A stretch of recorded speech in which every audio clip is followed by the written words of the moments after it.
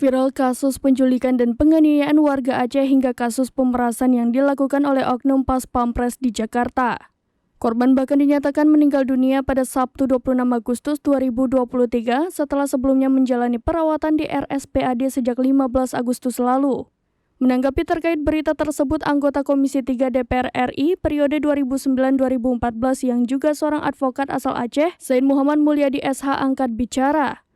Advokat yang sudah beracara lebih dari 20 tahun di Jakarta dan pernah menjabat sebagai anggota Komisi Hukum DPR RI ini mencium adanya kejahatan di balik kasus ini. Beberapa tahun terakhir ini, ia mendapat laporan banyak pemuda Aceh yang merantau ke Jakarta dan dimanfaatkan oleh pihak-pihak tertentu untuk menjadi agen penjualan obat terlarang jenis tramadol.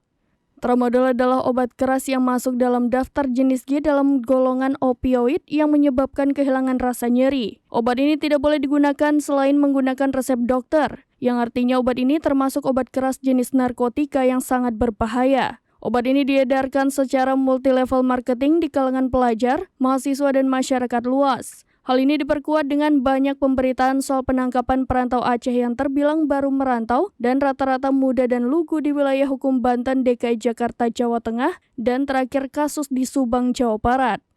Banyak anak-anak tergoda untuk terjun ke bisnis haram ini karena jepitan ekonomi di ibu kota. Mereka tidak punya pilihan lain tunduk terhadap mafia tramadol ini. Pria yang akrab disapa Bang Said itu menceritakan sahabat dekatnya yang saat ini masih menjabat di Komisi 3 DPR RI dari Dapil Aceh mengungkapkan cara para mafia ini bekerja. Selain merekrut anak-anak Aceh yang lugu dan sedang luntang-lantung di Jakarta, mereka juga merekrut oknum-oknum TNI Polri untuk menjadi backing. Para oknum tersebut ditugaskan sebagai penekan dan penjaga terhadap anak-anak yang bekerja di lapangan. Kalau ada anak-anak di lapangan yang nakal, oknum-oknum inilah yang menjadi penekan agar mereka tidak berani main-main dengan mafia besar tramadol.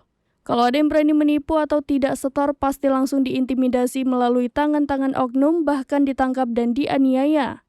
Mengingat cara kerja mafia tramadol yang diungkap oleh sahabat dekat Bang Said, ia langsung berpikir bahwa adanya kecocokan kejadian terkait mafia tramadol dan kasus antara Praka Rizwandi Manik dan Imam Mashkur.